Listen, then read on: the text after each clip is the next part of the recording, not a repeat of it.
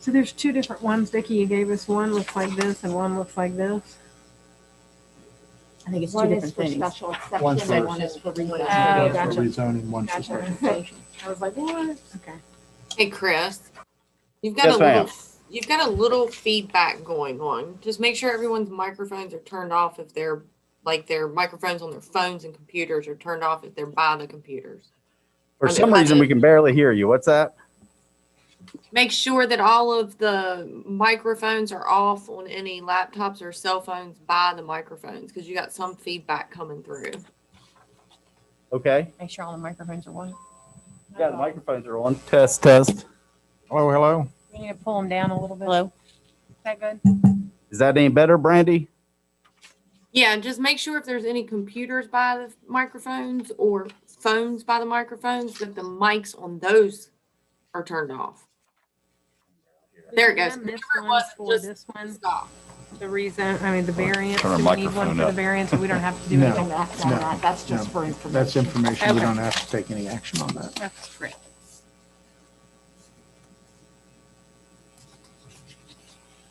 All right, we are ready when you All are. right, let's do it.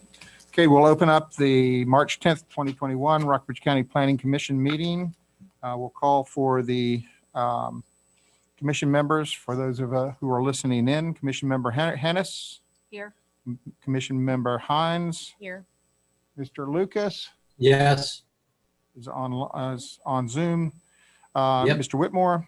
Here. And Mr. McLaughlin is here.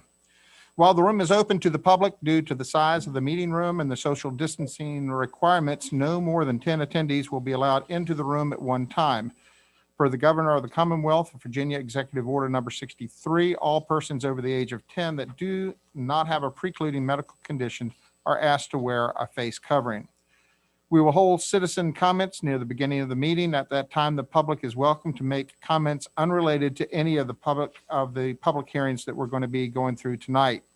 Comments related to the public hearing should be held until that item is discussed and the public hearing is open. We do our best to take citizen comment remotely, and there are two options for citizens to offer comment. To join Rockbridge County Planning Commission Zoom webinar, the link is available on the county website. Copy into the address line on your browser. And to join by telephone, you may dial in on one of the numbers listed on the county website. Webinar ID and password are there for your convenience. Citizens wishing to simply view the meeting live or after the fact can do so on Rockbridge County Planning Commission YouTube channel, also available on the county website. If you wish to make a citizen comment as a Zoom meeting participant, you will use the raise your hand feature, and then you can press the raise the hand button on the bottom of your Zoom window, or press *9 if you are calling in by telephone. So at this time, we will proceed with the meeting. First order of business is citizen comments on anything not on tonight's agenda. Now, I'll remind everyone that in addition to participating by Zoom or telephone, written citizen comments have been solicited for receipt by email, U.S. mail. Just lost the screen. 1 second, please. Okay, it's coming back up fairly quickly.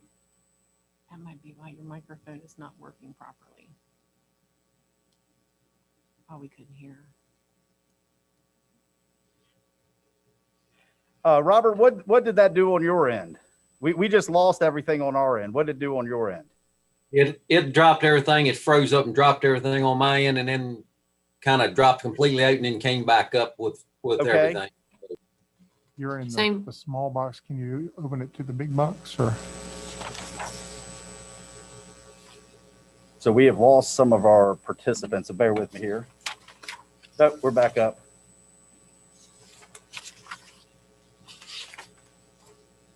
Okay, so we have a few minutes. We do have several many people online. And if you are online and you wish to speak, just push the raise hand feature. Not seeing any. We do not have. Okay, are you seeing what we're seeing on the? Continue recording. Oh, sorry, no, sorry. Too many mouses.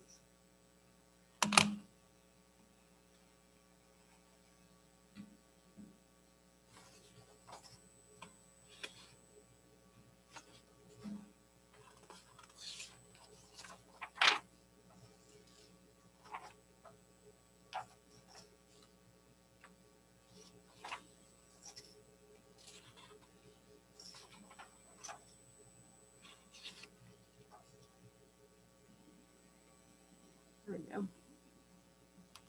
All right, I think we are back up and running. Okay, But hold on, I'm sorry.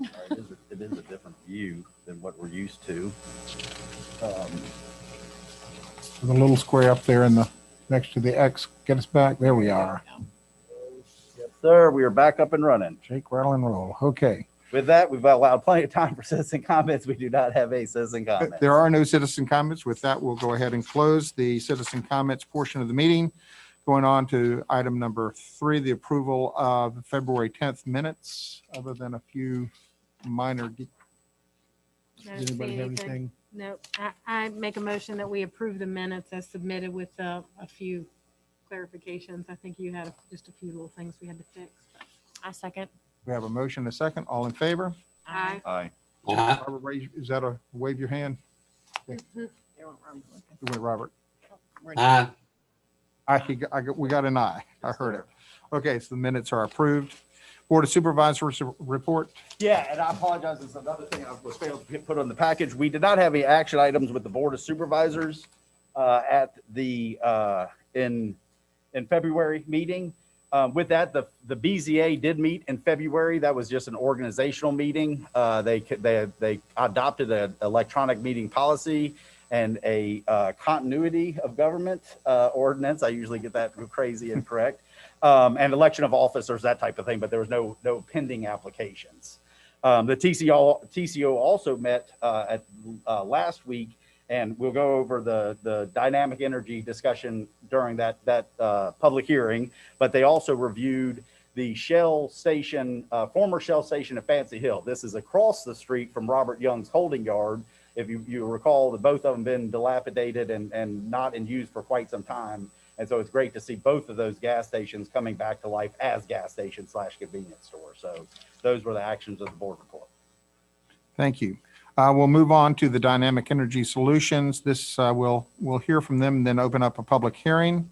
This is an application for special exception permit for a solar project in the Fairfield region. It's in Ag General A2 zoning. So Yes. Chris, do you want to? I have a brief PowerPoint presentation, and then I'm going to turn it over to the applicant, Mr. Pat Hastings. So, Mr. Hastings, I'm going to promote you to panelist. So you'll be able to participate. We'll be able to see you and also do the. Well, we'll start with Pat, and then you can introduce your team, Pat, and we'll go from there. But before you do that, I have a brief PowerPoint presentation. So bear with me here. I'm going to share my screen.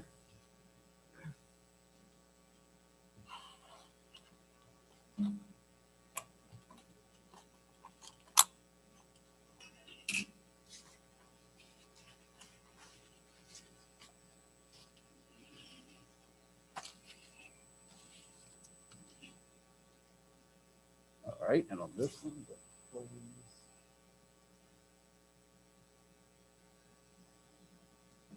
All right. This is a public hearing with the Planning Commission, of course, for an application for a special exception permit for a 5 MW, 5 megawatt AC power solar project, which is considered a public utility in the agricultural and general use zoning district. As far as the area zoning map, in the white, which this property is, of course, in the white in the agricultural and general use district, and then sort of going clockwise around the property, you're going to yellow. The yellow zoning is general residential, R1. The gray towards Route 11 is general industrial, I1. The dark red is the general business, B1 district. The green is actually the conservation zone, C1, and in that case, it's the Fairfield Elementary School. And the pink that is to the south of the elementary school is the agricultural transitional. The Alexander tract is outlined in orange and is identified as tax map number 38-10-A. And it's approximately 49 acres per the GIS. And you very rarely ever hear us say approximately 39 acres, 49 acres per GIS. But in this particular case, This is actually one parcel, one tax ticket that's associated with 3 parcels. So the tax ticket, if you click on the GIS, the tax ticket will say that it's 90.91 acres. However, that 90.91 acres, if you can follow my screen here, here's my pointer. In fact, I'm gonna do a pointer options and a laser pointer. So if y'all, yes, if you can see this, this is the outline that we're talking about this evening. The solar field is on approximately 40 acres of the approximate 49 acre tract. However, as I said, the tax ticket for it is 90.91 acres. But if you use the 90.91 acres, it's this approximate 49 acre tract. This tract and this sliver of land is all on one tax ticket. So those 3 tax parcels together equal 90 acres. The particular parcel we're working with here, again, is tax map number 38-10-A, is approximately 49 acres. The Alexander tract is outlined in magenta. Pat Hastings with Dynamic Energy Solutions has made an application for, again, a 5 megawatt AC solar project along North Lee Highway near the village of Fairfield. The property is owned by James G. Alexander Jr. and is located in the agricultural and general use zoning district per section 603.03-9 of the County of Rockbridge Land Development Regulations. Public utilities are used by special exception. And of course, you know, we can administratively approve residential scale solar, and we actually have probably 2 or 3 of them a week that's come through here recently for roof mounts or ground arrays for residential use. But once you get into generating power for the public consumption, that's when it gets into the use by special exception in all the agricultural zones. Again, this is the A2 zone. The proposed project is located on approximately 40 acres of the Alexander farm. The project is located across the street from Route 11 Elementary, Fairfield Elementary. To the north, there's an existing industrial zoning that was formerly the Fitzgerald Lumber Yard, and a vacant property to the north is in the residential zoning. So just again, to use my laser pointer, this of course is the Fairfield School. This is the former former Fairfield Lumber, and this is the vacant piece of residential zoning district here. To the north, we've already reviewed that. The Alexanders have a large holdings in this area. As stated, they own all the land directly across the interstate. They also own the parcel to the south as well. Some land across the interstate, across Route 11, excuse me. But as far as directly south, this is also the same family farm. With that, I'd like to turn it over to this portion of the presentation over to Pat Hastings with Dynamic Energy. To review additional details of the project. And Mr. Hastings, you do have the ability to share the screen the same as at the TCO meeting. Okay, great. Thank you, Mr. Slade, and thanks, Chris. You know, not only for that introduction, but also, you know, the help and guidance. Pat, could I get you to pause real quick? And there's some sound issue going on our end. You are unmuted now, correct?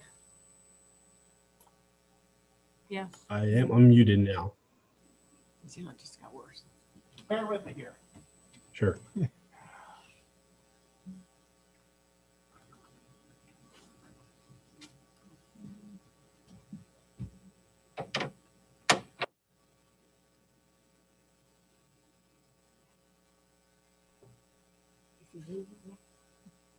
It's great. What's that?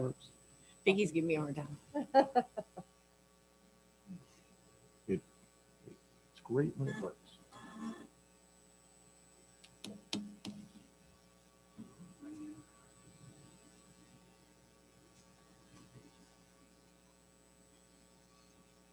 I think at one time, Chris, it popped up and says about using the computer speaker. So it may be something to do with your computer speaker, maybe, instead of the audio here.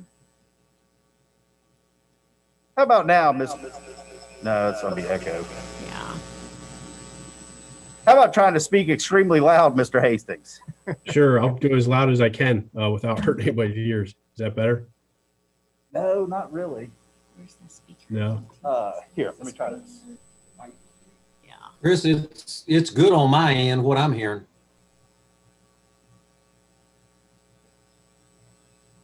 All right, try now. Can you hear me now? Getting better.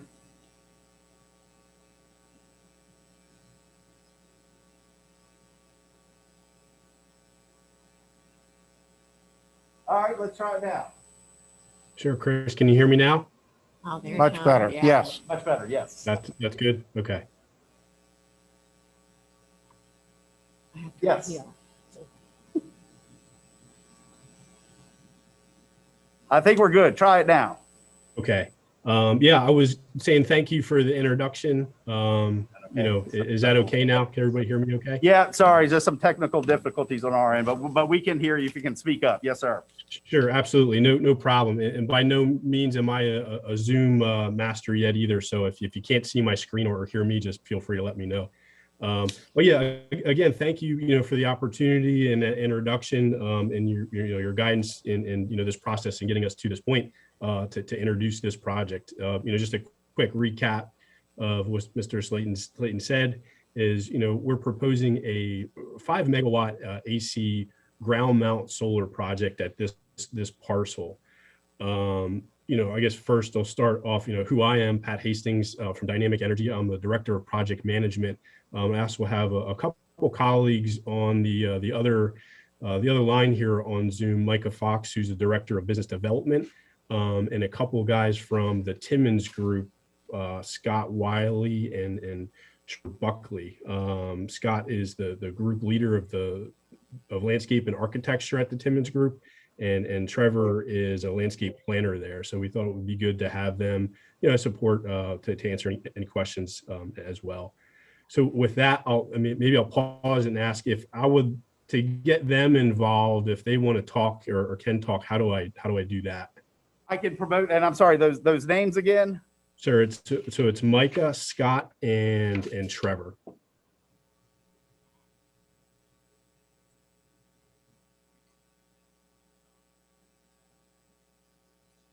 They've both been promoted to panelists, so we can see them and theoretically hear them, we hope. Okay, great. So, yeah, so to keep going, just a little history about the company ourselves, Dynamic Energy. We've been in business since 2007, so roughly, 13 years. And, what we do, we're, full service provider of solar energy solutions. So we develop, design, finance, build, and maintain, solar projects for a diverse group of customers, from, small commercial to industrial to educational to schools. So we've been doing this for quite a long time. This is all that we do, just solar. In those 13 years, we have about 200 projects under our belt, mostly in the Northeast, far up as Maine, down to North Carolina and as far west as Illinois. So about of those 200 projects, 50 of them are very similar in size and nature to this project, which is 5 megawatt AC ground mount system.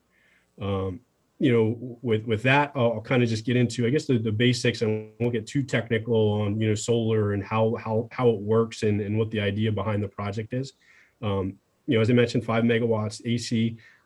Just to get a grasp on how big that is, it's enough to power about 1,000 homes per year.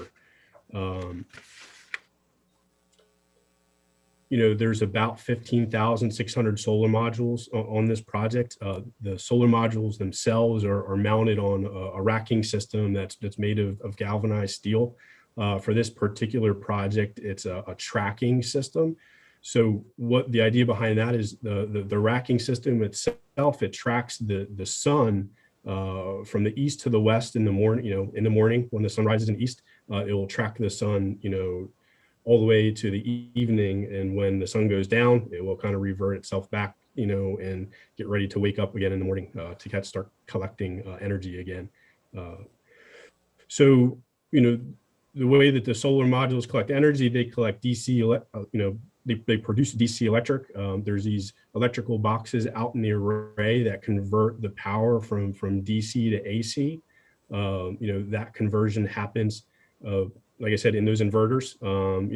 They're mounted on steel racks, and basically trenched underground to a transformer, and from that transformer back underground to the interconnection point with the utility. So kind of in tandem, in parallel with our application here, we've filed interconnection application with Dominion. So they're currently reviewing that and about 3 months into that review. So just from early talks, everything sounds good from their point of view, but obviously they need to take their time and study everything.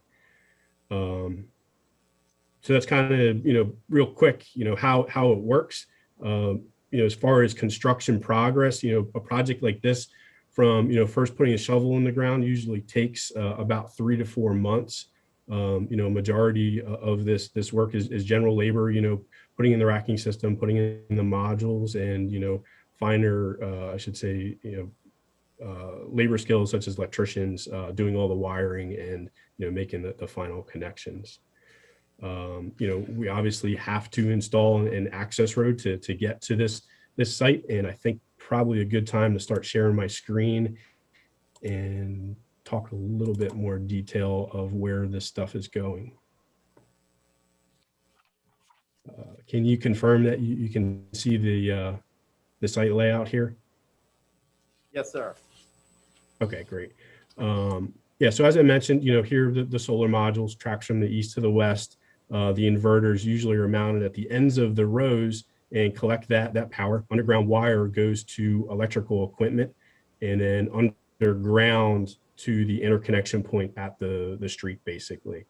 So this is where the utility company Dominion and this the solar power meet. The access road is pretty much right in the middle of the property here. We think this is a good spot given the topography of the land. There's already kind of an existing path there. Obviously we'll have to update that and to VDOT standards, but this is the general location of the access road.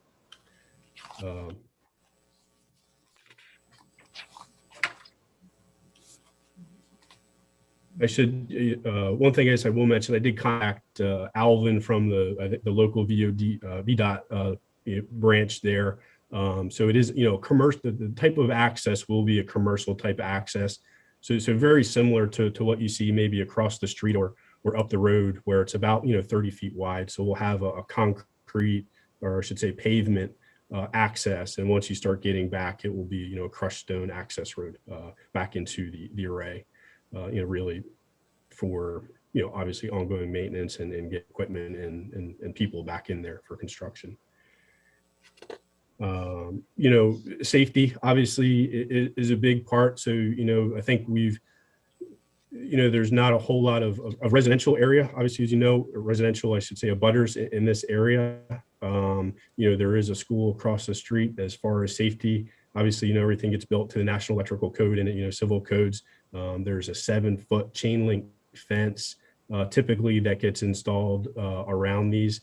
So it's locked at all times, and getting in there is not very, very easy, but it is fenced. So the entire array is fenced all around.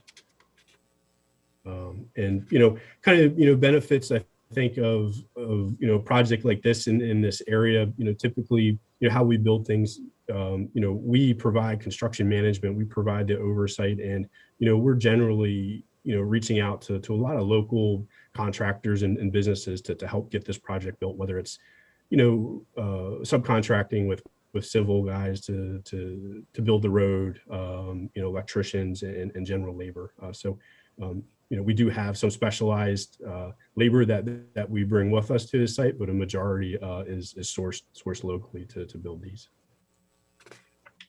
And on the long term, I guess mindset of the project, typical project like this, it can generate and last for up to 30 years and more. The way that we have it set out is we have a 30-year lease with the landowner.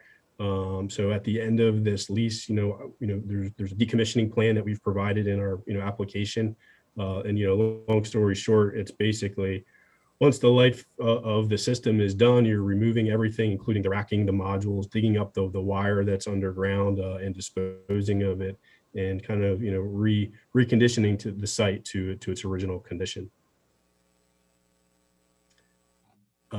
So I think, probably a good point to maybe stop and ask if there's any questions up to this point before I keep going. Can you, Mr. Hastings, I listened to you at the TCO meeting, so I feel like I've got a little head start on the other members of the commission. But the distance from Route 11, would you go over that space between the array and the Route 11 up by the elementary school? That's Sure. roughly 100 yards, if I remember correctly, from the TCO meeting.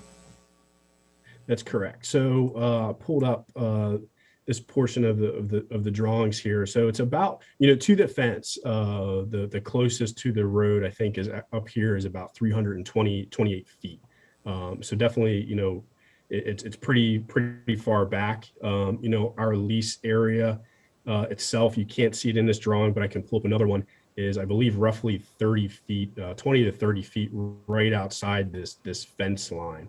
So it is, set back pretty far from the property line and the street.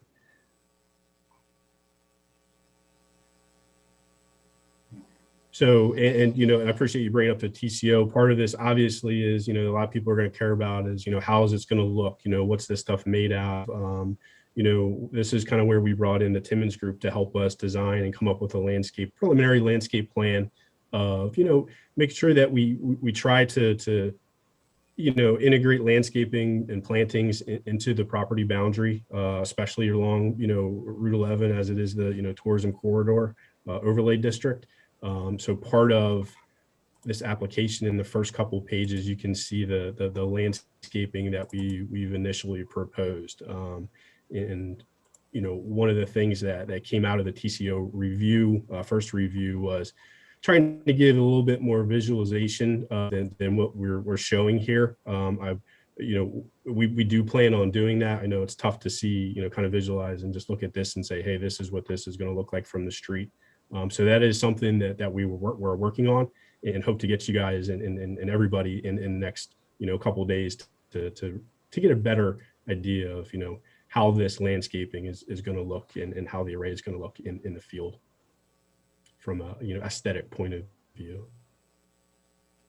Also need to consider a little bit particularly from the view of the northbound interstate lane. There's just a small section that a lot of the project will be hidden by a small berm of hill. There is a section in there that might need to be landscaped a little bit more towards the north. There's already some tree cover on the north, that north corner that would, I think, need to be extended a little bit further south. On your hand is trying to follow where your hand is. About from where your hand is north would need to be considered. So I think I'm speaking personally as a planning commission member and also as a TCO member, that would be an area of concern as well. Yeah, absolutely. And that's, one thing that we'll provide also in our working on is that visualization from that, that perspective from a motorist or, driving here. Obviously there's, a good berm and trees here, but, how's it going to look from, as you get further north, exactly as you said.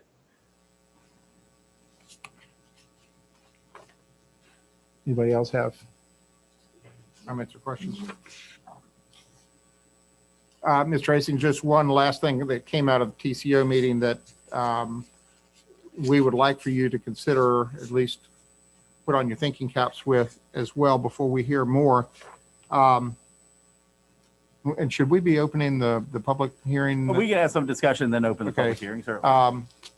With the shininess of the mountings, I know we had some discussion over another project where the electrical towers were very bright, and there are ways to tone that down. So if there's something you all can consider with that, I know that that would be a consideration and a concern. Other than that, I'm so in favor of the clean energy and the support the solar. I want this personally would like for this to go through, but we do need to make sure that we're taking care of the visual aspect of it. Sure, understood. And so just to be clear, you're talking about the visual aspect of the racking itself, I Well, know the we whole, talked- yeah, the racking itself, but also the whole project, just to make sure that it looks good from the outside. Sure. As well. Okay. Yeah, definitely understand that and can appreciate that. Thank you. So, but I guess before, maybe I'll let Micah on the line here, add anything else that may have forgotten. I know that he's obviously been very active in this project as well. So I'd like to give him a couple of minutes if he's still on here. I think he is, just to kind of recap.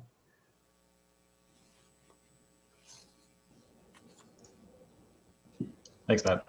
Yeah, I think you covered pretty much all the aspects. One of the points raised on the at the TCO board, and I think just raised again, was some of the questions about glare. And as part of the follow-up, we'll also include analysis that we have around glare for this, just showing, I think we talked through it a little bit there. Basically, the panels themselves typically include an anti-reflective coating and also are designed to absorb as much of the visible spectrum of light as possible. So their reflection is pretty minimal, just because that's how they're making energy. But we'll follow up with analysis of the glare, both from the roads and then also for the as part of the FAA screening as well.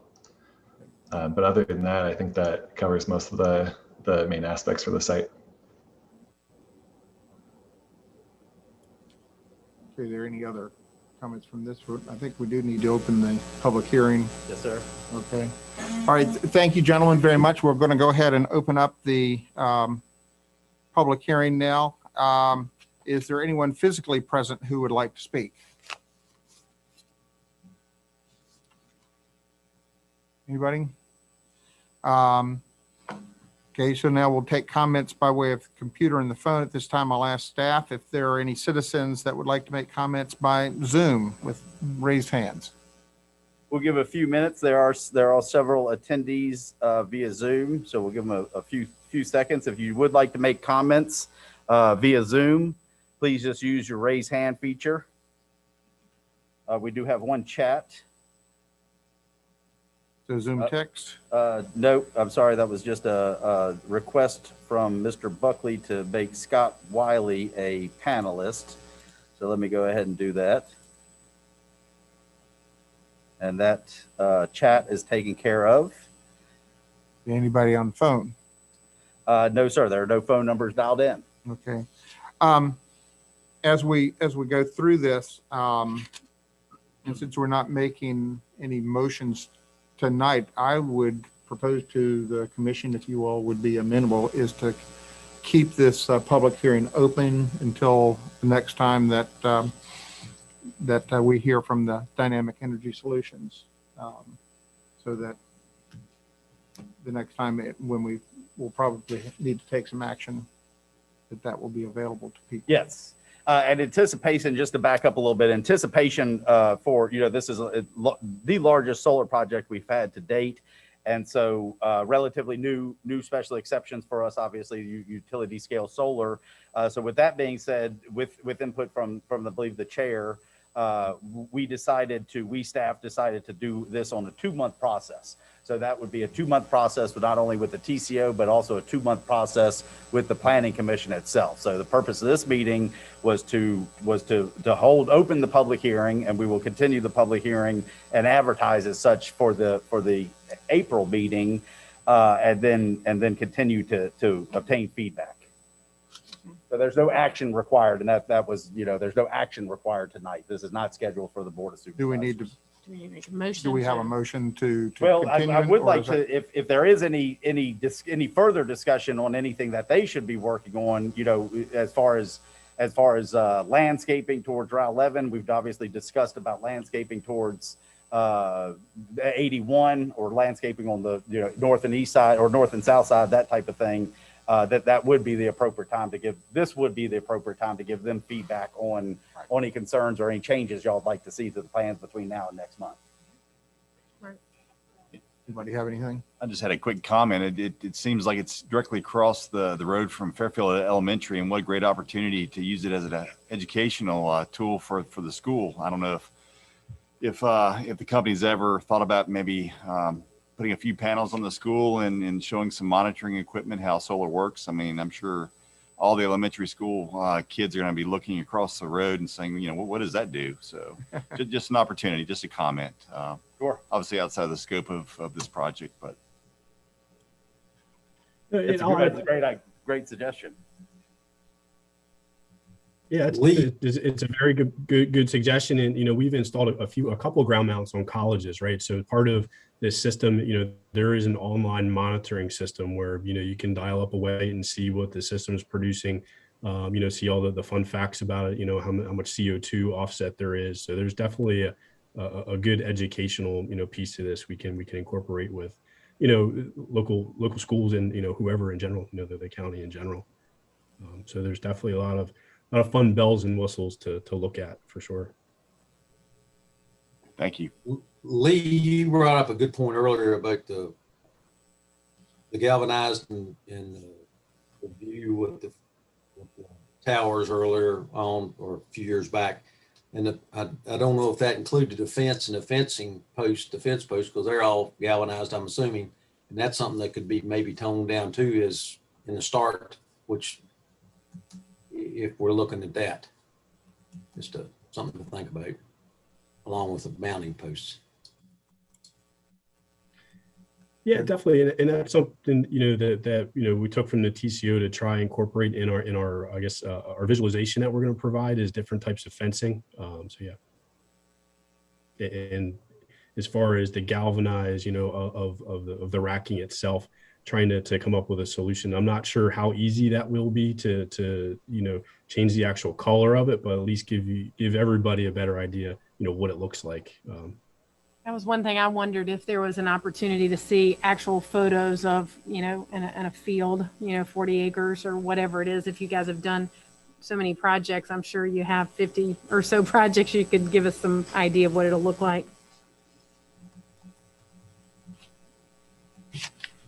Yeah, absolutely. I mean, I have a few pictures, you know, kind of ready to share here if you'd like me to. Obviously, we'll provide more, you know, electronically. But if you like, I can share a few pictures right now just to give you guys an idea. Sure, that would be That'd great. Please do. Yeah, let me share my screen here.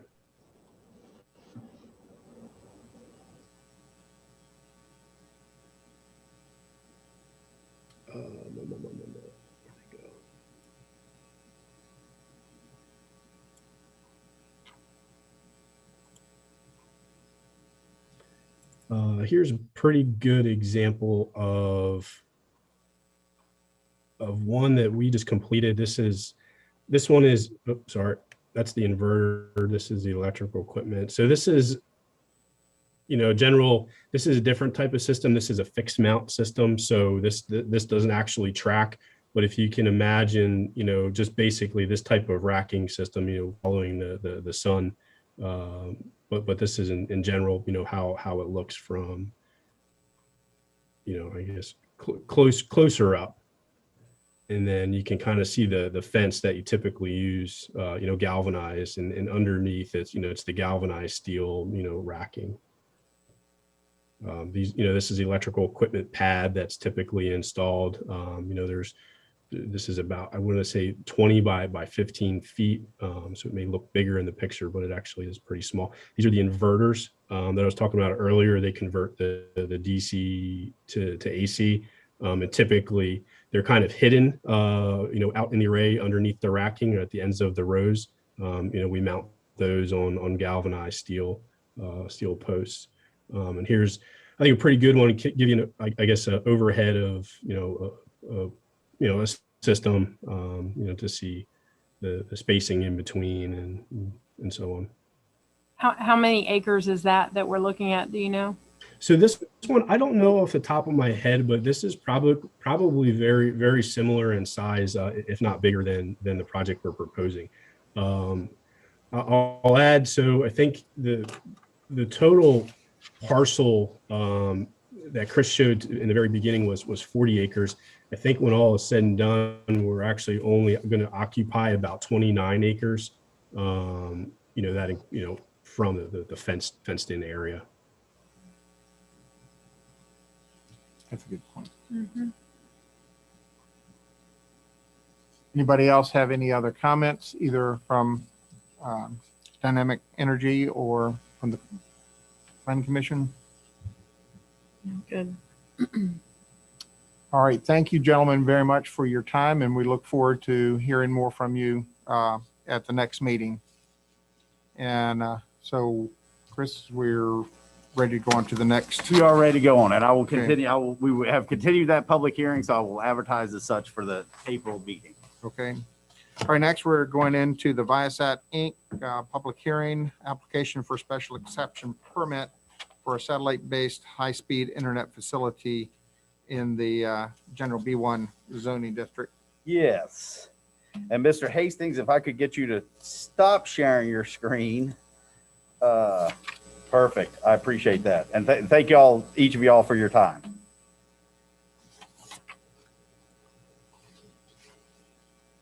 All right, next up, let me pull up my screen.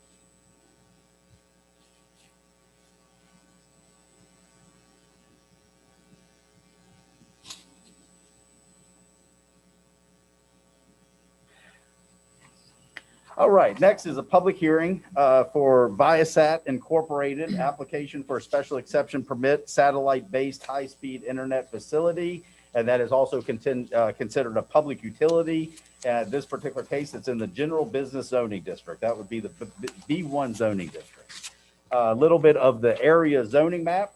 The dark red is the general business B1 district. The white to the north is the agricultural and general use district. That's the A2 district. The gray on the other side of the interstate is the industrial district, general industrial I1. And then the pink, which is actually just a little bit to the south and along the interstate there, is the agricultural transitional district. The Bear Farm 5G LLC property is outlined in magenta and is identified as tax map number 76-A-50A, and it consists of a quarter acre per tax records, of course, part of a larger holdings of the farm of the area. A recent subdivision for this project. And being in the business zone, there's no minimum lot size, so it ended up being a quarter acre. Mr. John Kovacs with the Viasat has made an application to permit, in order to develop a satellite-based high-speed internet facility. Again, property is owned by Bear Farm 5G LLC and is located in the B1 zoning district. Per section 605.03-10 of the regulations, public utilities are used by special exception in the B1 zoning district. Of course, the quarter acre parcel is highlighted in magenta. So for discussion purposes, staff has developed draft condition, or a draft condition in this case, and that would be, our recommendation would be substantial compliance with the development plan prepared by Qualtech Wireless dated January 26, 2021. That is, of course, the plan that is included in your package, and we're considering that a development plan. With that, I'd like to turn it over to John Kovacs, who is in attendance this evening, to review the details of the project, additional details of the project and the proposal.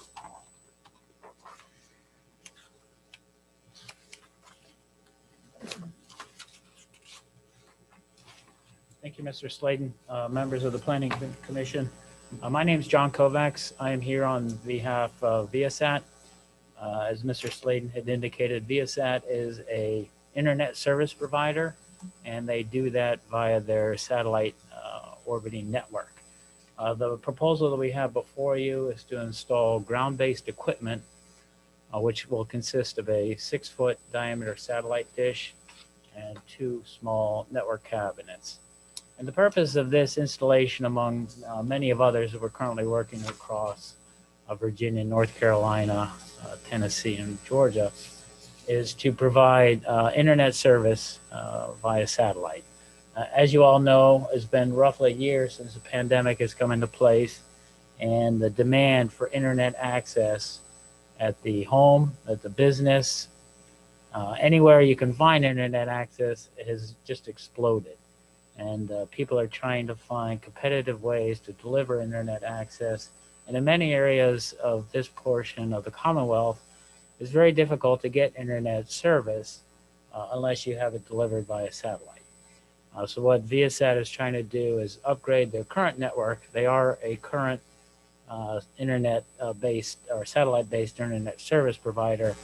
They're looking to launch their next generation, which this facility is a part of that. So again, the ultimate goal of this is to deliver satellite-based internet service at much higher upload and download speeds, than which is currently being provided. So again, as I stated, the installation, and Mr. Slayden, I don't know if you had a chance to circulate that picture that I had sent. I have not, but I can pull it up. Okay. You can hit the chat and I can pull it up. Yeah. So one of the planning, I think it was Chairman McLaughlin asked about a picture of it, which was a great idea.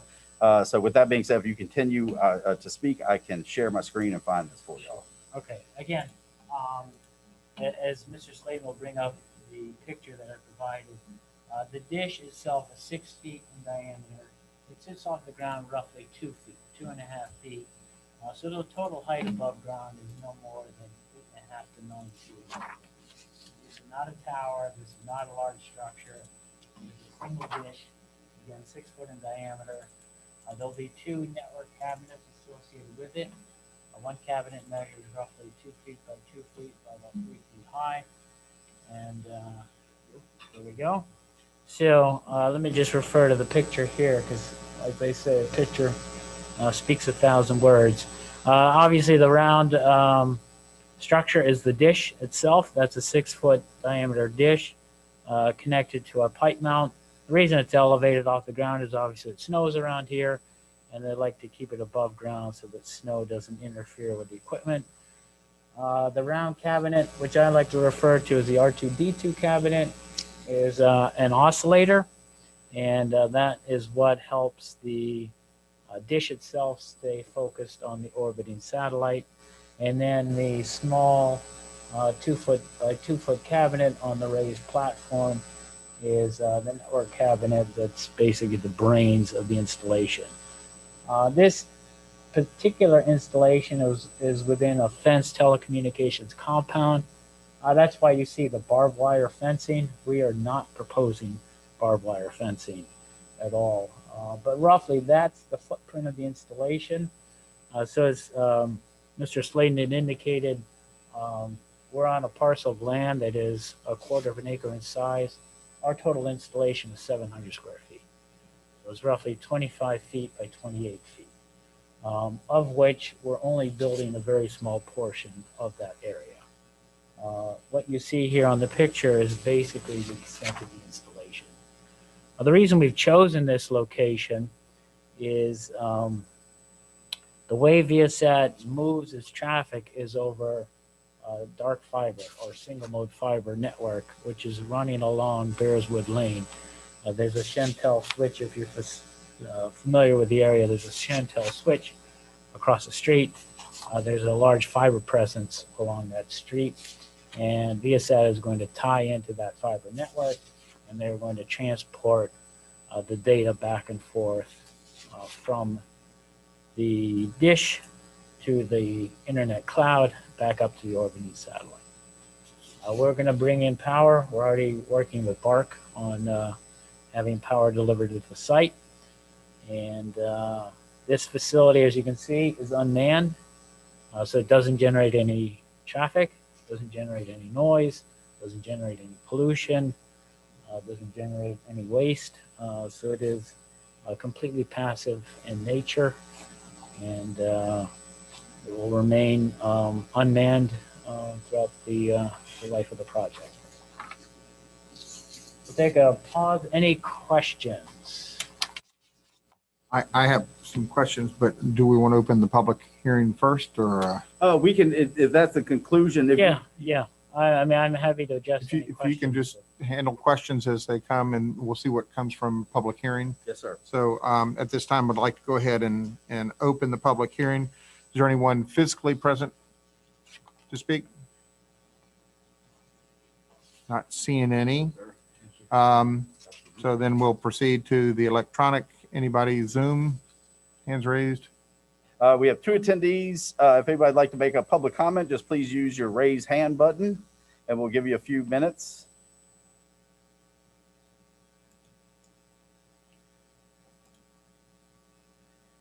Not hearing any. We'll Okay. turn it back to Zoom, planning. Zoom. Okay. No Zoom text, no phone. That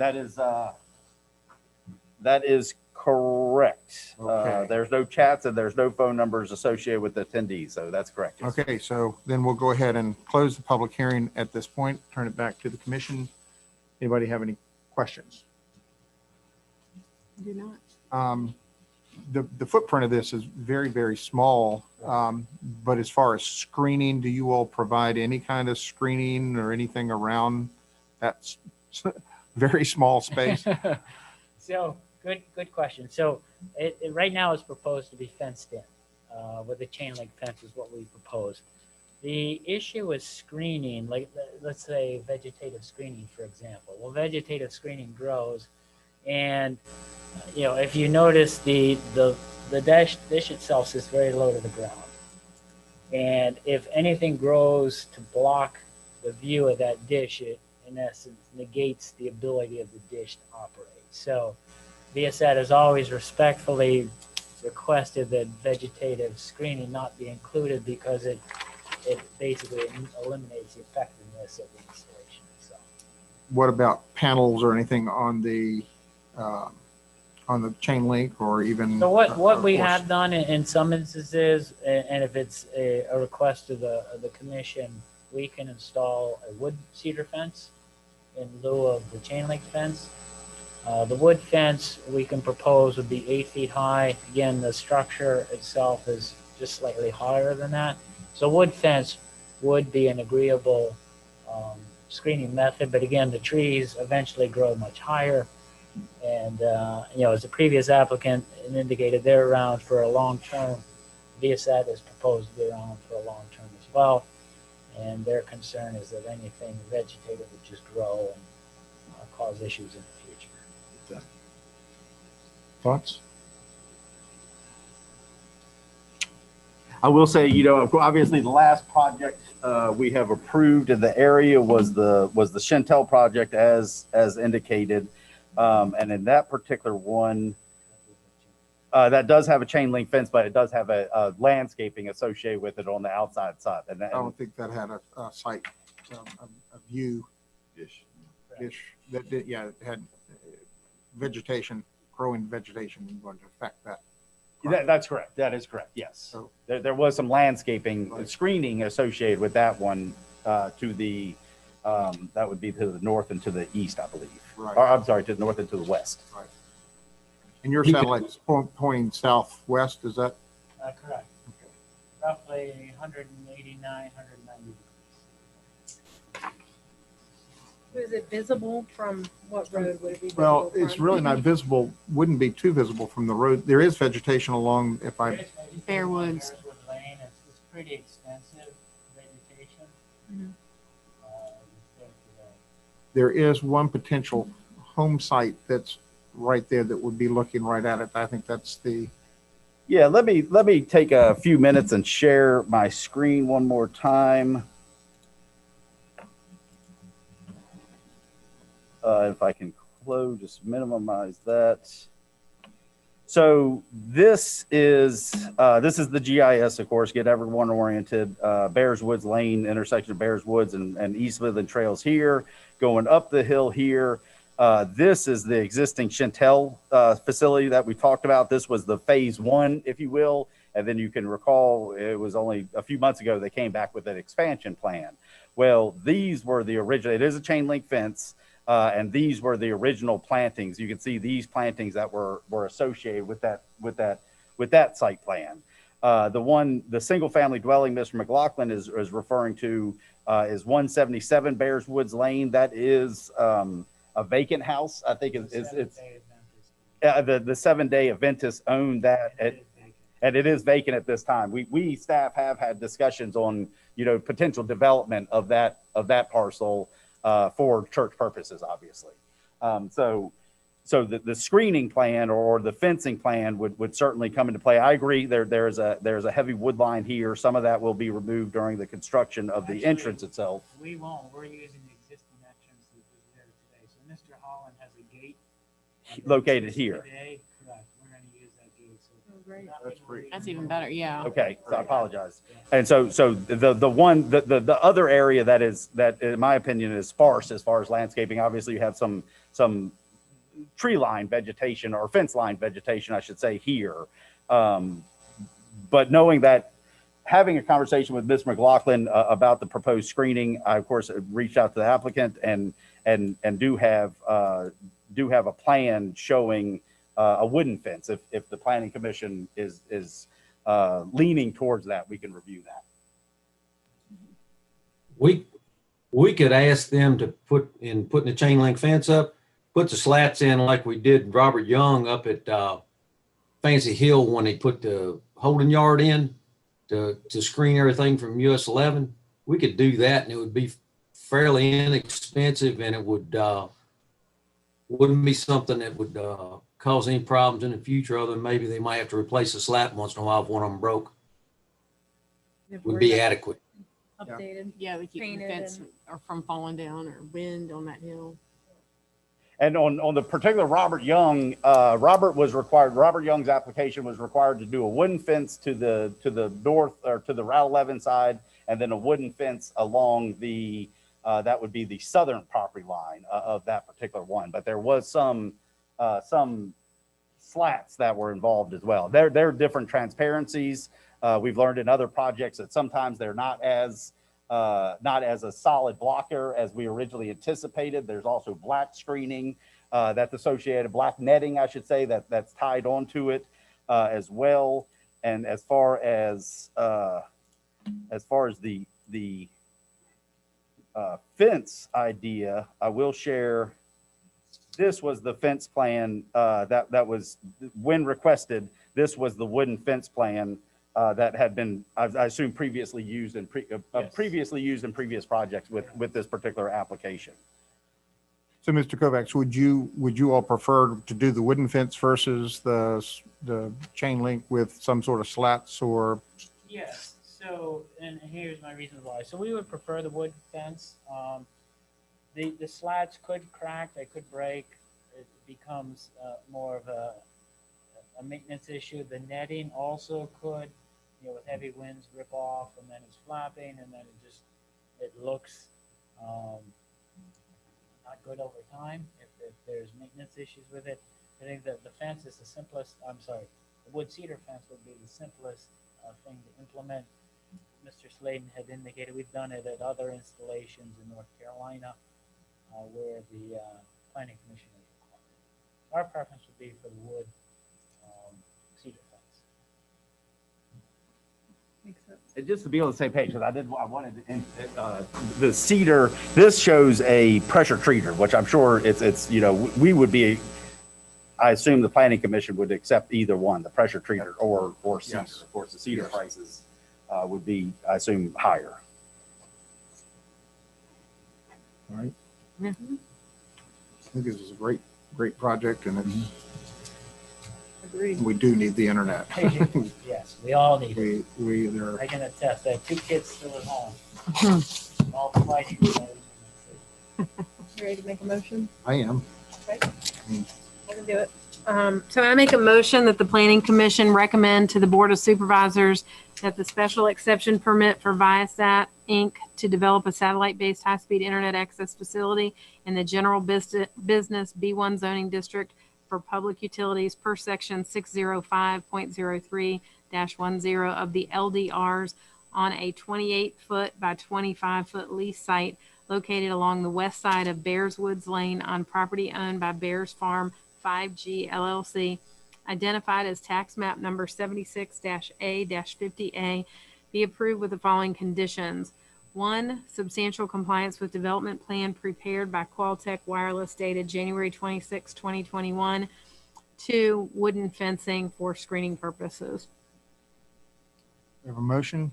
Second. We have a motion and a second. All in favor? Aye. Now, The motion carries unanimously. Mr. Kovacs, thank you very much for a very good presentation, very clear. Thank you very much. And I'm sorry, who seconded that? I did. Thank you, Kimberly. ma'am. All right, moving to the next item, the Singleton Investment Properties LLC on North Lee Highway. Public hearing coming up, application for rezoning from general B1 zoning to agricultural transition zoning. And then there'll be a second hearing or continuance of that. But at this point, I need to make a statement and then turn the chair over to Ms. Hennis as vice chair. I hereby abstain from all matters, discussions, or voting related to the applications by Singleton Investment Properties LLC for rezoning from B1 to AT and for a special exception permit to operate a private school in the B1 district for the property known as Maple Hall. And my disclosure statement required under the Conflict of Interest Act is on file with the Secretary of the Planning Commission. So, yeah, so item 7 is the Singleton Investment Properties LLC public hearing, application for rezoning from general business B1 zoning district to agricultural transitional zoning. And the staff and the applicant are going to review the project for us.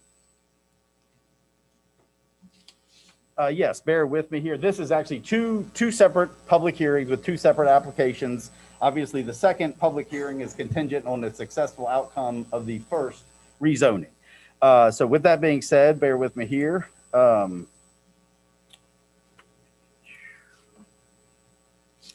very brief presentation, even comparably speaking to last time.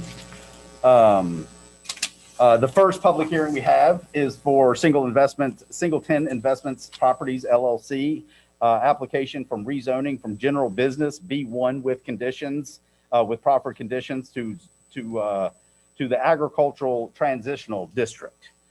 To go over the review of the zoning in the area. Of course, this is the Maple Hall, the historic Maple Hall property located at 3111 North Lee Highway. As far as the zoning districts in the area, the dark red is the general business zoning. It just so happens that these two properties, this property and to the north property, are general business with proffers. The light pink directly across the street is the agricultural transitional zone. The old Jacktown parcel is outlined in magenta, is identified as tax map number 50-A-100 and consists of 7.65 acres per tax records. Mr. John Singleton with Singleton Investments Property LLC and Old Town Jacktown LLC have made an application for rezoning of Maple Hall property. The property was conditionally rezoned from general business, conditionally rezoned to the general business zoning district with associated proffers. The purpose of this downzoning is to the agricultural transitional zoning district is to develop a private school.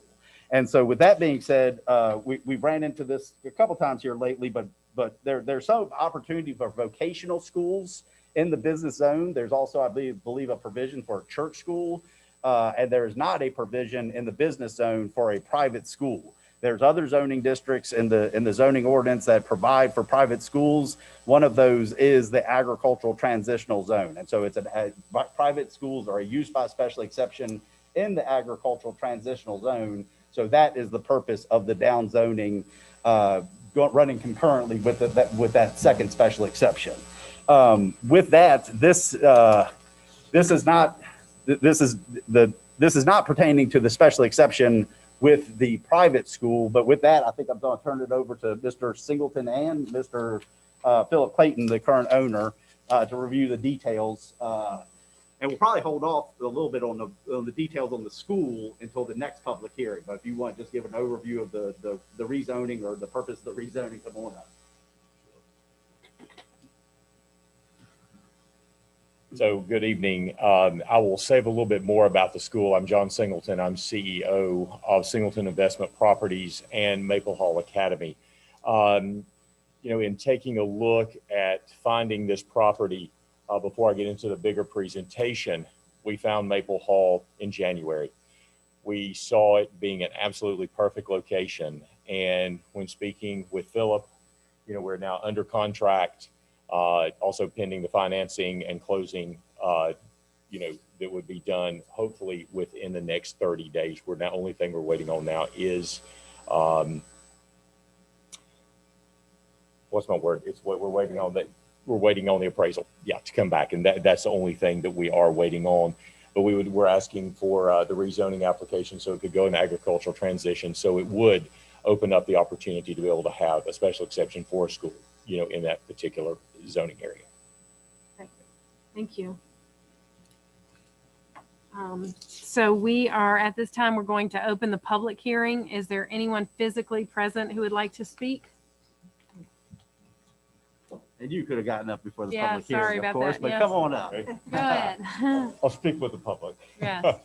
I'm Philip Clayton, the current owner of Maple Hall, and we've had a long tradition of this historic property. My mother was the innkeeper there and the gardener back in the 1980s.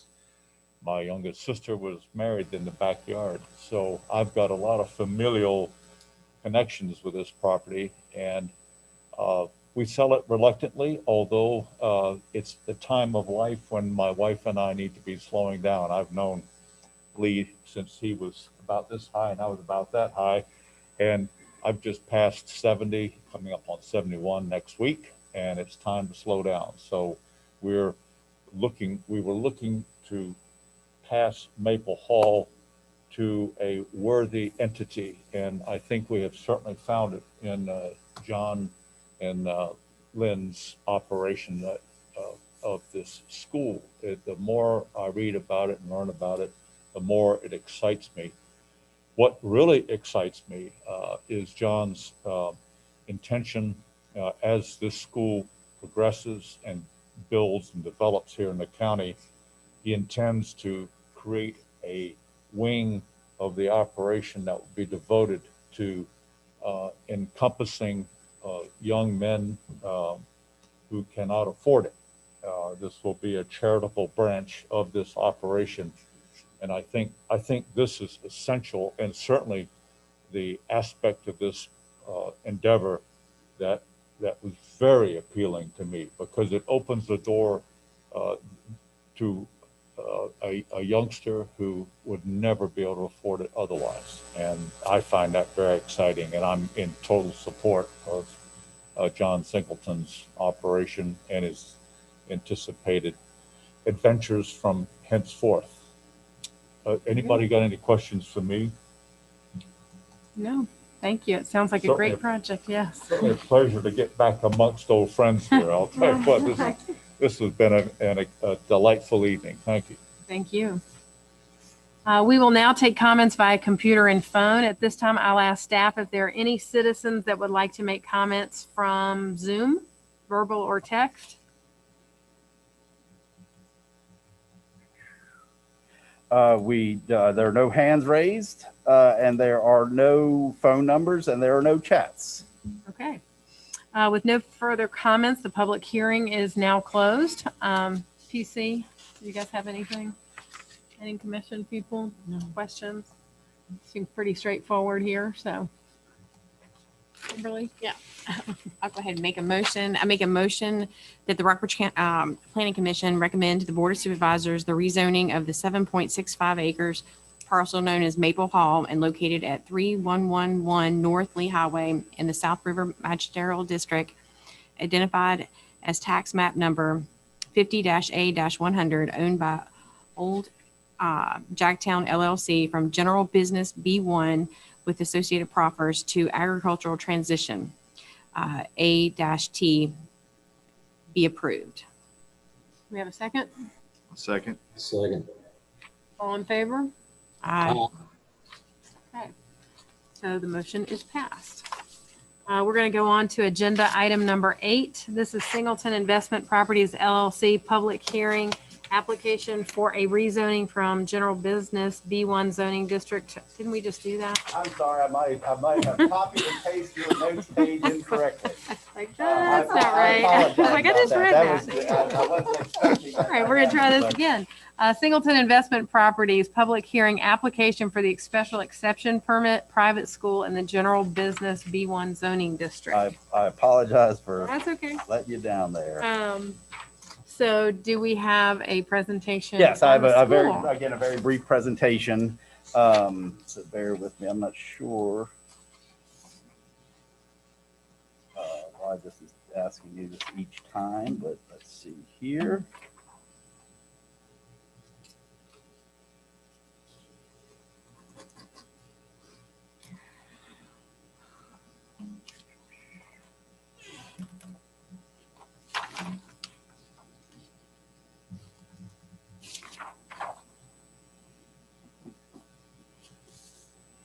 All right, this is a public hearing for Singleton Investments Properties LLC, application for a special exception permit for a private school in the agricultural transitional zone. I apologize on that one as well. Just reviewing the zoning again, obviously your recommendation to the Board of Supervisors will be to rezone the subject property to the light pink, the agricultural transitional zone, Old Jacktown LLC outlined in magenta, 7.56 acre per tax records. Mr. John Singleton with Singleton Investments Properties LLC and Old Jacktown LLC has made an application for a special exception permit for the Maple Hall property. The special exception permit application is contingent on the final approval pending on the pending rezoning application. The purpose of the downzoning to the agricultural transitional is to develop a private school. Of course, y'all have recommended that downzoning to the Board of Supervisors for discussion purposes. Again, for discussion purposes, staff has drafted the following conditions. I believe the written description of plans had the total number of students at 20 to 28, I believe it was. So we rounded up to a total number of students not to exceed 30. And then number 2, a fairly common one, approval contingent on VDOT, Public Service Authority, Building Department, and the Department of Educational approvals. I do know Mr. Singleton and his real estate agent have met with with VDOT and has a good response from them. A little bit of tree trimming on the north hand side, and also more recently have met with Nathan Ramsey, the fire and EMS chief, and just look at the flow of traffic. Nathan's responsibility does not include the building itself, but more the building itself would be the building department, obviously. But Nathan's purview is more fire access around the apparatus, having an apparatus moving around the property. With that, again, I'd like to turn over the meeting to Mr. John Singleton and the developer of the project, and Mr. Philip Clayton, the current owner of the project. I'm going to stop sharing so we can see each other again. I'm going back up. Thank you, sir.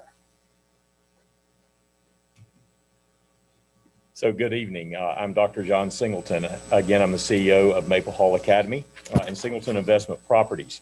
I have some support with me tonight, my Chief Operations Officer, Ms. Lynn Perry, and Philip Clayton, the current owner of Maple Hall.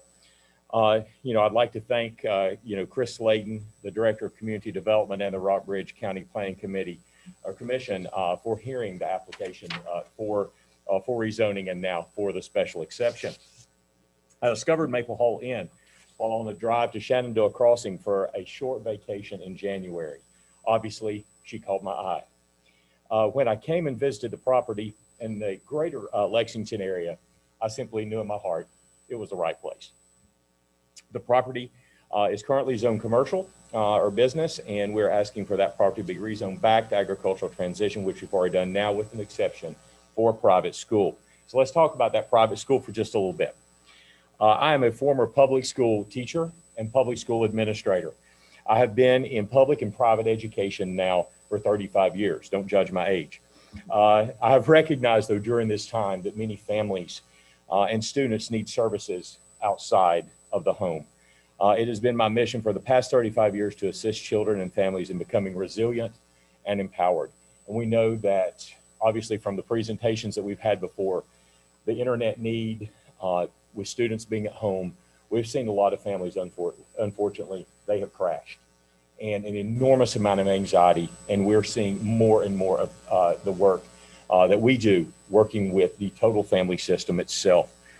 Maple Hall will serve approximately 24 young men ages 10 to 15, and they will be living on site. Our plan is to open in the late spring as the need is extremely great right now.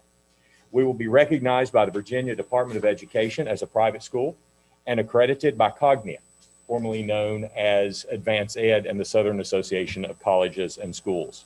Our curriculum is college preparatory with an emphasis on equine, culinary, and ceramic arts.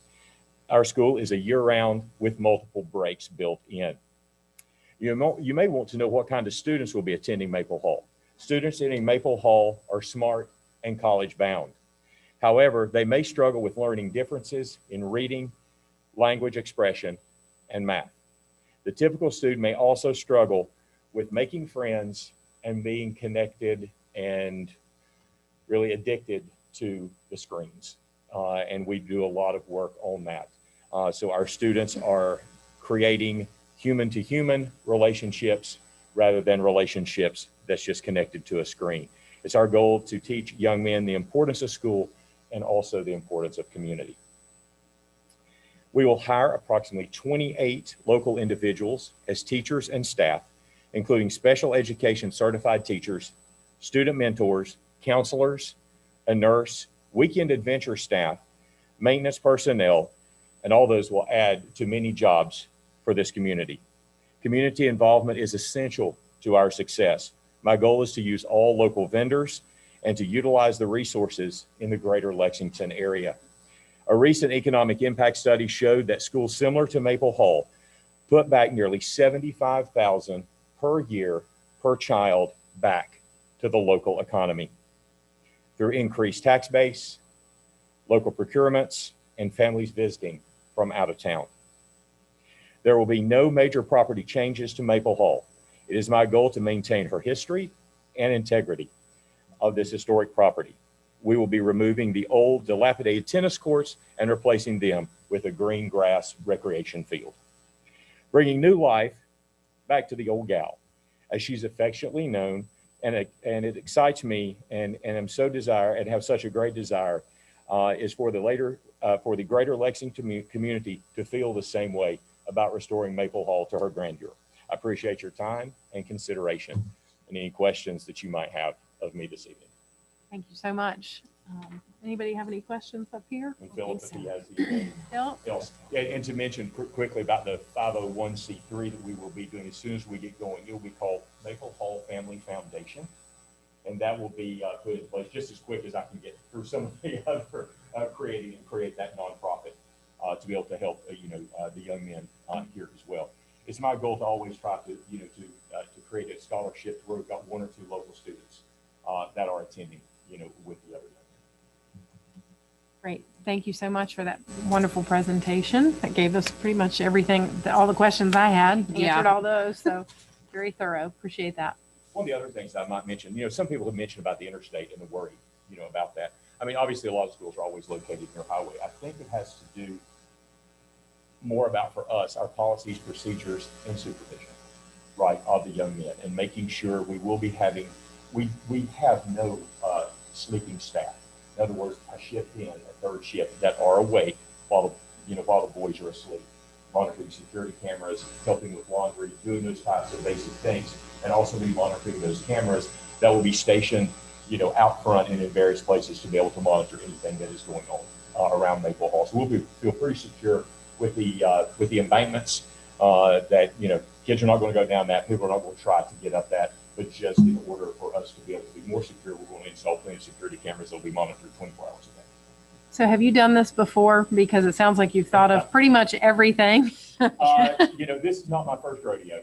No, I have been a part of either opening or developing probably about 5 schools. I worked for a corporate entity after my public school education career, and now have been doing this, for the last 18 years. You've been developing this plan all along. Yeah, it is definitely all along. I mean, Learning this from is the every grand experience. finale. Yeah. Right, for me, this is the grand finale of being able to have this, because the place echoes kids. It needs that Yeah. factor.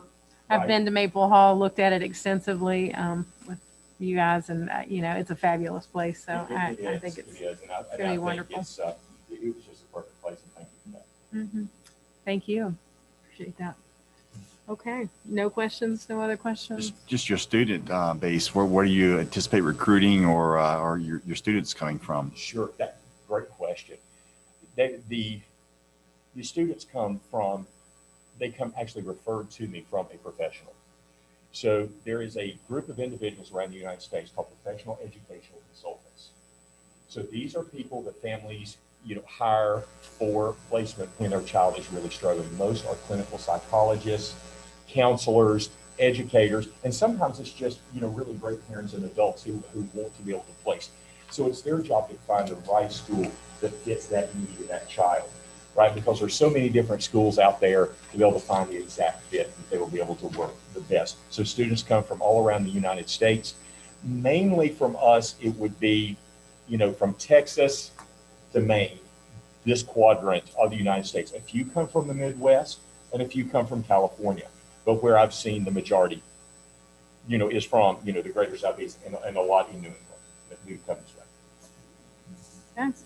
You mentioned college prep in the ages 10 to 15. Where do the students typically go after that? To another preparatory school? Or? Yes, another great question. So students after Maple Hall, our average length of stay is just about a year. My firm belief is the student needs to be with their family. There's nothing more great and powerful than being able to wrap your arms around your own child. And to have your child out of home, I know even for my families, is difficult, but usually the family situation is indicative of that. There has to be a lot of healing, that does take place. And that respite does give that moment of healing for the families. So what happens is after our goal is for the student to go back home and go back to their public school if they possibly can. Some obviously go to private schools, some go on to public schools, and some, a very, very few, but not many, I'd say less than 3% would actually go into a traditional boarding school. If we do our work right and the child gets, realigned and the family gets realigned, they should be able to go back and be home and be successful. After that, our longitudinal research tells us that our kids are going to college. And as a matter of fact, I've got one right now that I'm getting ready to fill out a college application for. He is a public school, went back, he's got a job, and he's a senior running on the track team, and great grades. And our kids usually transition back pretty easily because of the accreditation and all that stuff. They can move back, to their home school without any issue. Thank you. Appreciate that. One last question. I'll leave you alone. No. You mentioned equine, culinary, and ceramic arts. Just curious, how those 3 focus areas. So just from history of what kids can do to express themselves. And a lot of times children don't feel heard. And we want to have avenues for them to be able to express and have their own voice that is created. Let's start out with equine. Those of you that have been around horses know they can read your mind better than anyone else. They can read that emotion. Using that tool with a certified equine specialist, right? There will be a therapist that's licensed in equine. They will actually be able to work individually with the horses every week, right? So if that is their track, that animal track, all kids will get all 3.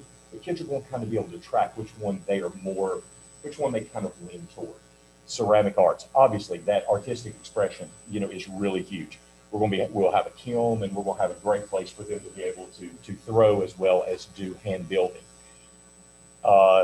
Then going on into the culinary arts, thanks to Philip and that amazing kitchen that was in the restaurant. It's just a great opportunity for students to be able to learn, to cook, but tying in with that, because a lot of our students don't have good nutrition. All they want to eat is mac and cheese every day, right? Well, we know that that's not healthy, but a 10 to 15-year-old needs to have that opportunity to be able to connect, with how food is cooked, how it's grown, and then be able, to prepare that, as well.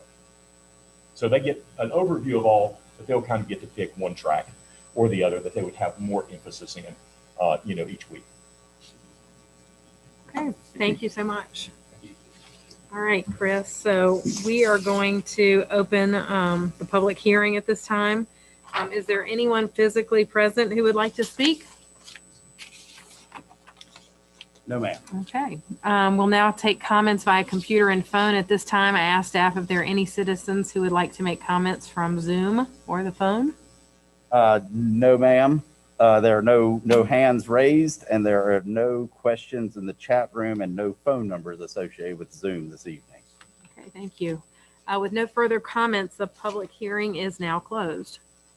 So we are bringing it back to Planning Commission. I think we got a lot of questions answered, got a lot of good information. Does anybody have additional questions? No, well covered. Okay.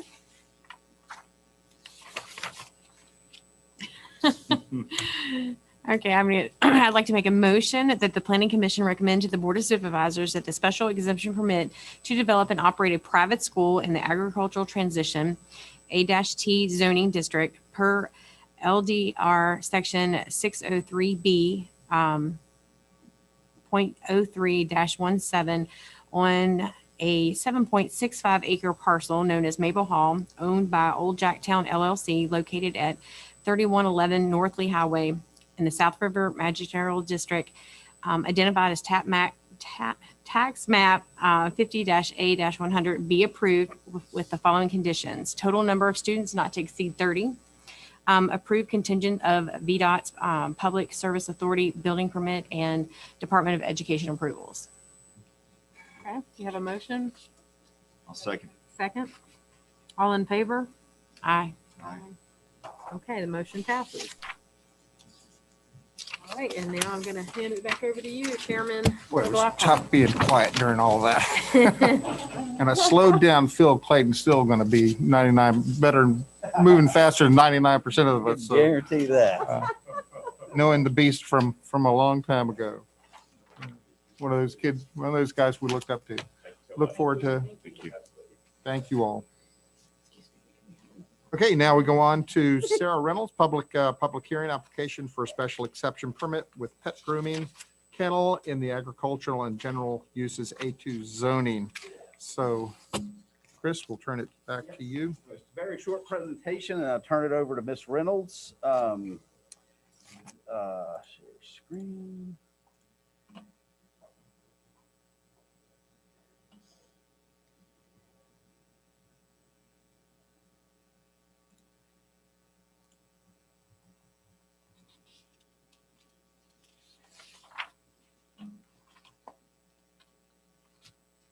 All right, the last public hearing of the evening is for Miss Sarah Reynolds' application for a special exception permit for a pet grooming, a kennel, in the agricultural and general use zoning district. Property is located in the located and surrounded by the agricultural and general use zoning district. I will say that this one isn't color coded, but everything you see is in the agricultural zoning district. This map is slightly different than the map that was provided for you in your package, I believe.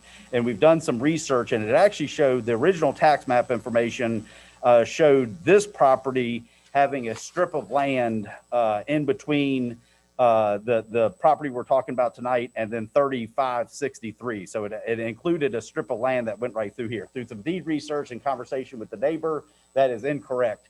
And so this is the correct outline of the property. Again, Sarah Reynolds has made the application for a special exception in order to develop a pet grooming business. The property is owned by Michael J. Schaefer and Donna Davis and consists of 2.81 acres per tax records. The property is located at 3537 Ford Road and is again in the agricultural general use district A2 per section 603.03-5 of the regulations. Commercial kennels are used by special exception. And again, the Schaefer-Davis parcel is outlined in magenta on this map. For discussion purposes, staff has drafted the following conditions. Number 1, business shall be limited to grooming of dogs and or cats. Number 2, no overnight boarding, breeding, or training permitted. Number 3, no more than 3 dogs and or cats allowed on the property at one time for grooming, and the hours of operation for the grooming services shall be limited to 9 a.m. through 4 p.m. With that, I would like to turn over this portion of the presentation to the applicant, Ms. Sarah Reynolds, to review any additional details and review the application. Thank you. Good evening. Thank y'all for your time. I don't know that I have anything as glamorous as what you've already heard, but it's important to me. So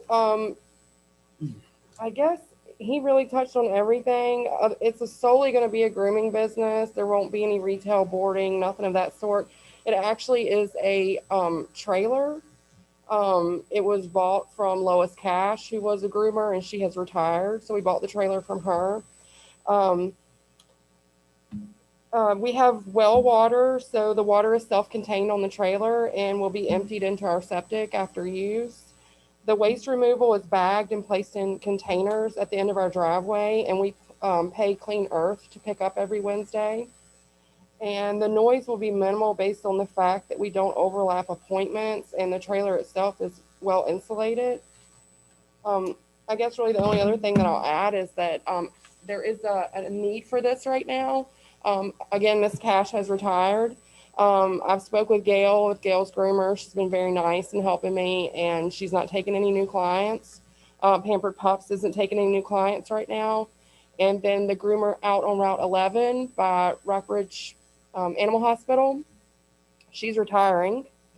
And then I didn't know until today, I got a phone call that someone had dropped a dog off at a groomer today.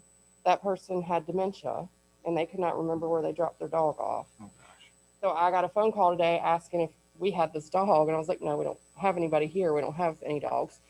But I was like, I'll help you find the dog. So I started calling all groomers that I knew, and then speaking with Angie Clark, I believe, in Glasgow, the National Bridge area, and speaking with her, she was extremely nice, and she told me that she is not taking any new clients at this time either. So there is a need for it. Just to add on that, Miss Clark, you may remember Miss Clark. She was across the street from the Natural Bridge Industrial Center, I think. It wasn't the last grooming that the Harrises were the last groomers that All things They would have possible, kennels. yeah. But Miss Clark came through within 2 years, I believe, was the time frame there. We are very small, one groomer, no employees. So again, it's very minimal. One dog at a time. I had explained to Mr. Slayton that there may be an instance where there is 2 dogs at a time. That would just be a same family pet kind of situation if they were dropping off two dogs of the same family at one time. We do have secured kennels in a locked location. If that happened to be an instance, we would have somewhere to put one dog while we're grooming the other, or if there happened to be an emergency situation where somebody couldn't get back to get their dog, we do have a secured locked location inside my home for a dog to wait.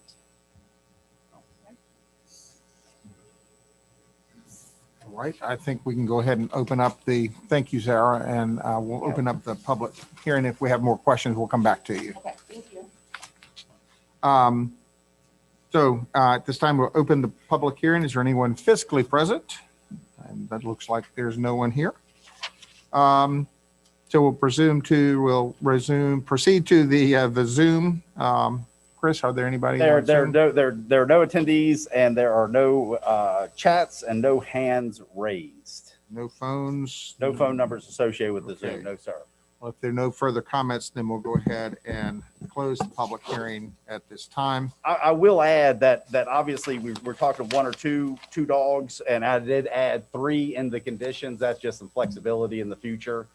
3 dogs. There so you they go. Probably, yeah. I was thinking the same thing. If one family had 3 dogs potentially, We have so 4. that did allow us. Now, well, if we want to get a little, yeah, no, if we There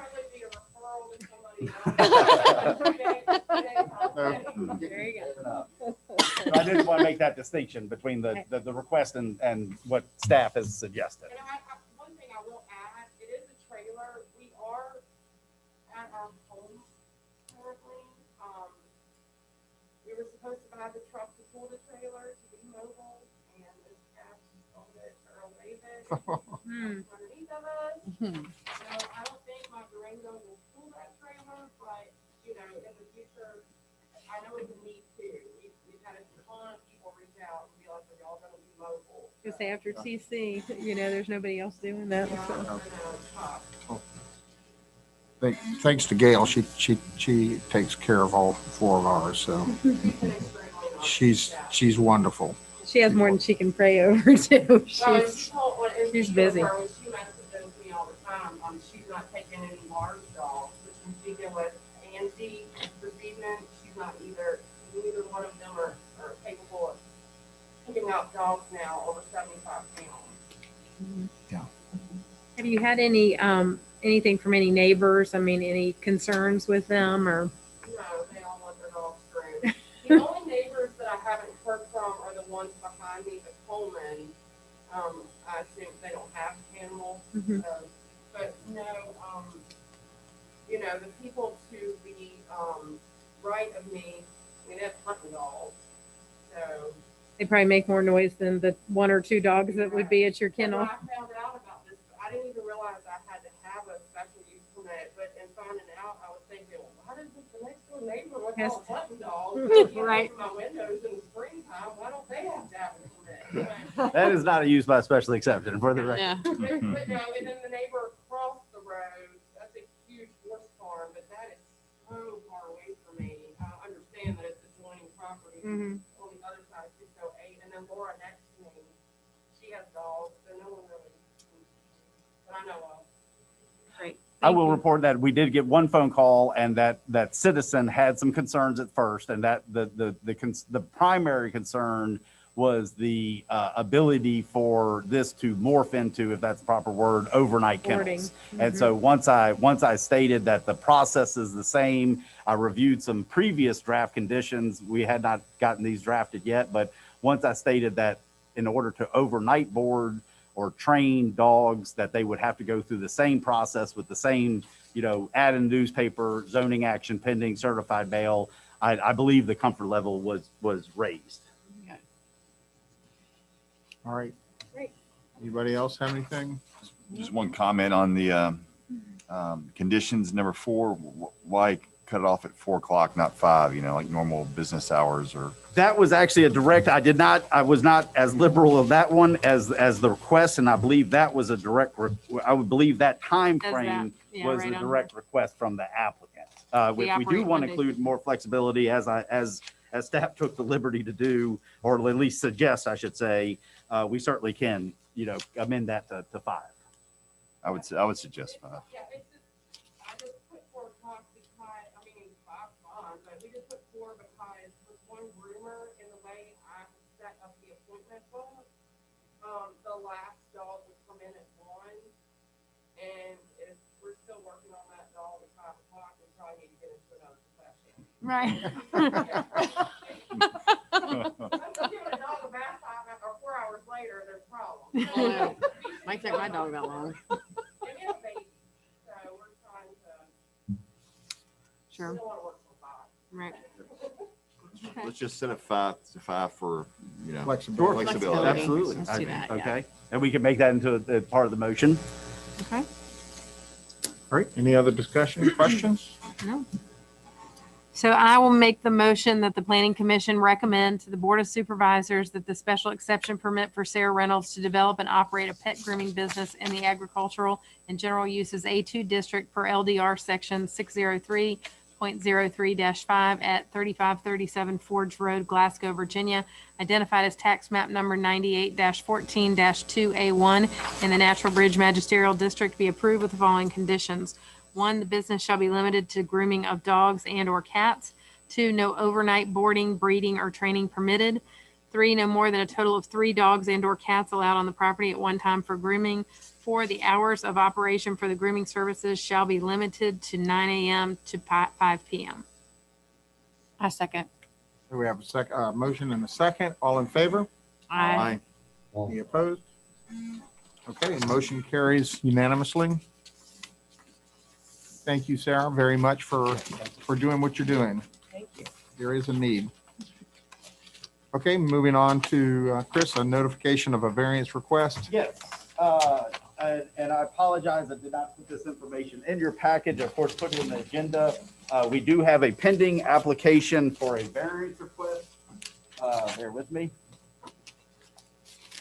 From Mr. Will Harris. The property is 50 Red Mill Road in the Natural Bridge Magisterial District, and he has requested a rear setback and encroachment of approximately 11.5 feet. There's a current addition on the back that had significant water damage from, I believe it was a frozen or broken pipe. And he has made preparations to tear down a portion of that historic structure and then rebuild. And in keeping with the historic structure and the design of it, he has ran into a rear setback problem and has made a formal application to the Board of Zoning Appeals that will go to the Board of Zoning Appeals a week from today, March 17th.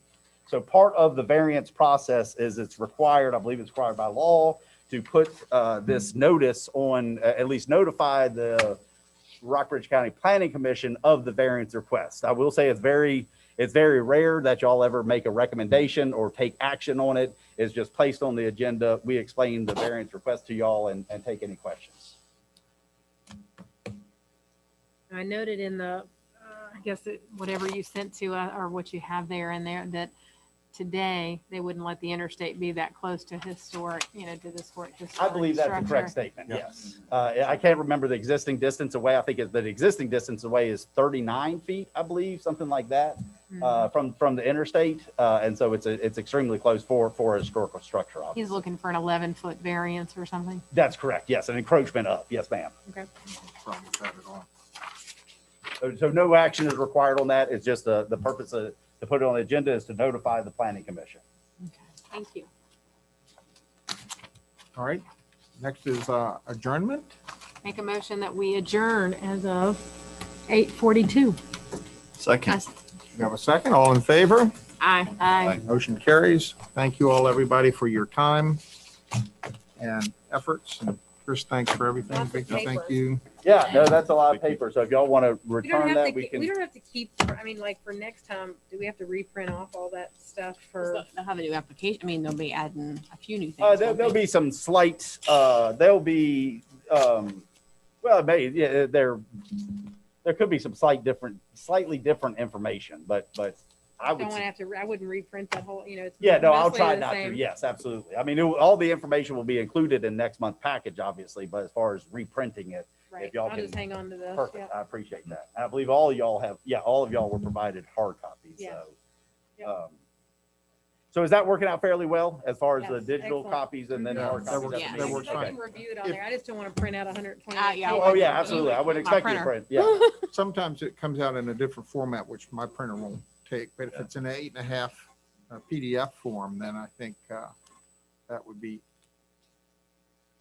work, because my printer gets to the end of the 8.5 and then it just says, nope, ain't gonna do it. So, Okay. All right, I'll look into that. Sometimes the problem is the engineer plans, Drawings are obviously, 11 by 24 by 17 or 17 or something, yeah, yeah. exactly half scale. Yes. All right, everybody, thank you. So Lee, I was thinking I ought to get Austin connected up with that guy with this, or sorry, Adam connected up with that. He's got a master's degree in education. Yeah. And he really wants to do something different than be in public school. That I think was he's decided that. I'm thinking we should, hire him to organize. I got horses. Well, I just sold a property to a lady coming from Northern Virginia. She moved to a house to be closer to this school that her son was going to go to get help.